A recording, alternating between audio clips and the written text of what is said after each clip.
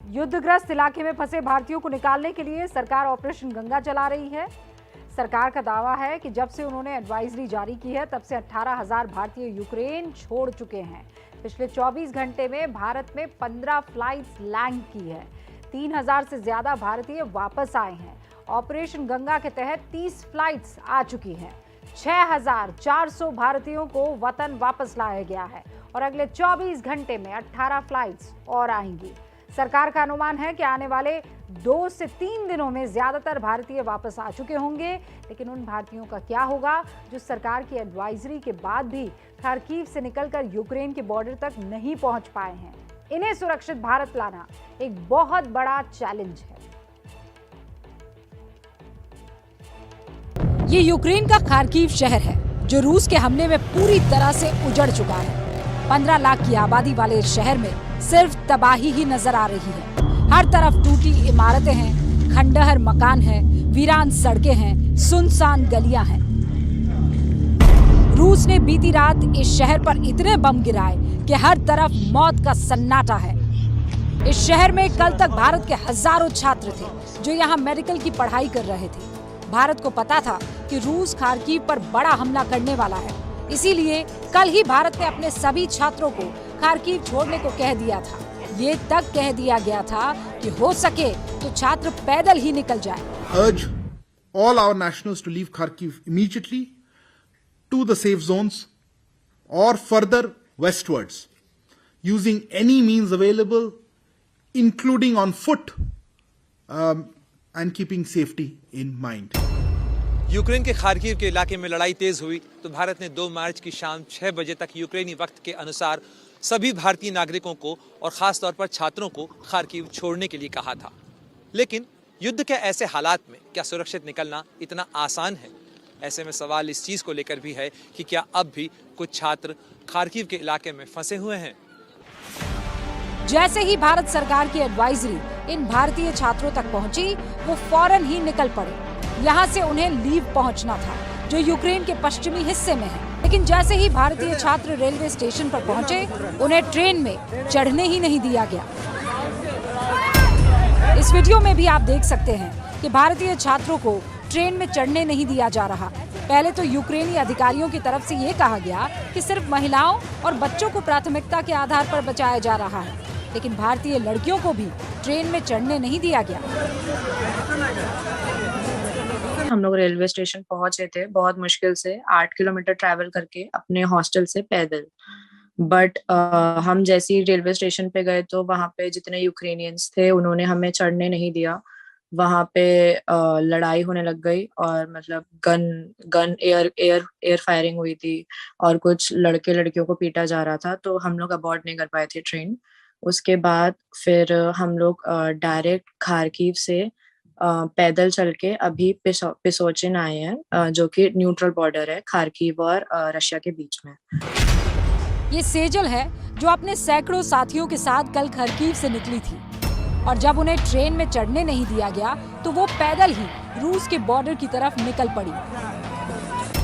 रास्ते में सेजल अपने पिता से बात करती रही, उनको बताती रही कि किस तरीके की परेशानियां उनके साथ रास्ते में आ रही हैं। इस बातचीत का ऑडियो हमारे पास है, आप भी जरा सुनिए कि किस तरीके से सेजल के पिता उनका हौसला बढ़ाते रहे और उन्हें बताते रहे कि ऐसे हालात में सुरक्षित कैसे निकलना है। चल रहे हैं, बिल्कुल नहीं रुक रहे। कहाँ पर हो बेटा, कुछ आइडिया? खराब हो गए, पेट में छाले हो चुके हैं। कोई बात नहीं बेटा, हिम्मत रखो, हिम्मत रखो, हिम्मत। आपको पता है मेरे सामने बॉम्ब ब्लास्ट हुआ था। मेरी बात सुनो, 2-3 बेटा शॉर्टली मेरे से बात करते रहो। एक तो फोन की बैटरी बचा कर रखो, तुमको अभी कल और आज और कल पूरा करना। बात नहीं कर रही हूँ मैं आप लोगों से ज्यादा। नहीं, मेरी बात सुनो, जब भी शेलिंग होती तो लेट जाना है या किसी गड्ढे में घुस जाना है। शेलिंग नहीं हो रही है अब, बॉम्ब ब्लास्ट आपके सामने हुआ था। बॉम्ब ब्लास्ट भी अगर होगा, जैसे तुम्हें बॉम्ब ब्लास्ट सुनाई देता ना, तो थोड़ी देर के लिए गड्ढे में घुस जाना। गड्ढे में नहीं, सब वाइब्रेट हो गया था भाई, पूरी धरती वाइब्रेट हो गई थी। मेरे को तो रोना जैसा। लेट कोई बात नहीं, हिम्मत रखे रहो, लेट जाना, ठीक है? और तुम तो मेरा ब्रेव गर्ल है बेटा, बहुत बहादुर लड़की हो तुम। इसके बाद सेजल और उसका ग्रुप 30 किलोमीटर पैदल चलकर रूस बॉर्डर की तरफ पहुंचा, जहां उन्हें पिसोचिन नाम की एक जगह पर रखा गया है। As you know, yesterday in Kharkiv, we issued an advisory for all Indians to leave the city by 6 p.m. local time. Pursuant to this, a large number of students left and are currently in the nearby city of Pisochin. We estimate this number to be around 1,000 people there. We are currently looking at transportation options to move them from there to Western Ukraine or Southern Ukraine, depending on what transportation options work out. लेकिन बाद में कुछ लड़कियां Kharkiv से leave जाने वाली train में चढ़ने में सफल रही। इनसे हमारे संवाददाता प्रणय उपाध्याय लीव में मिले।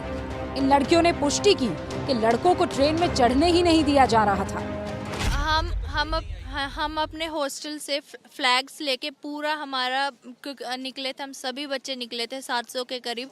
जैसे ही हम वहाँ पे पहुँचे, मेट्रो स्टेशन पे पहुँचे तो रेलवे स्टेशन पे पहुँचे, वहाँ पे बम गिरने से। लोग कैसे निकले थे, कब निकले थे खार्किव से? हम पूरे 6 बजे अपने हॉस्टल से निकले थे, फिर हम 14 किलोमीटर पैदल चलकर बगजाल तक पहुँचे और वहाँ 9:30 बजे हमने अपनी बस ली।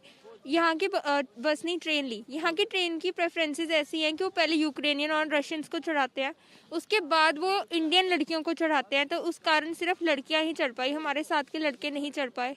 एंड स्टेशन पे कितने लोग थे? हम लोग अराउंड 700 स्टूडेंट्स थे, तो इवन की कुछ लड़कियाँ भी रह गई थी चढ़ने से, तो लड़के अभी उनको पैदल चल के जाना पड़ा पोशेंको तक, तो अभी वो किसी होटल में स्टे कर रहे हैं। जो गर्ल्स हैं वो सब इकट्ठा होके फिर आप लोग बॉर्डर की तरफ जाएंगे? हाँ जी, हम पोलैंड बॉर्डर की तरफ निकल रहे हैं, तो अभी हमने टैक्सी करवाई है, तो हम कुछ काफ़ी 20-25 गर्ल्स हैं, तो हम इकट्ठे निकलेंगे साथ में ही।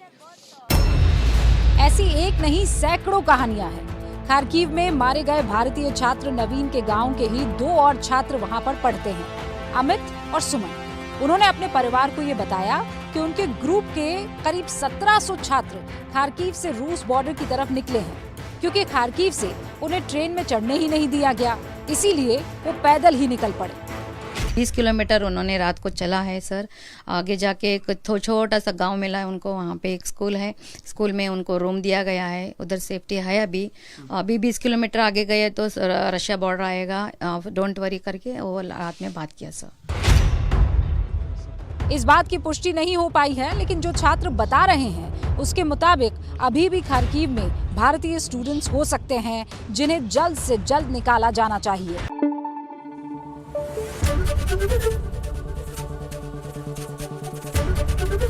एबीपी न्यूज आपको रखे आगे।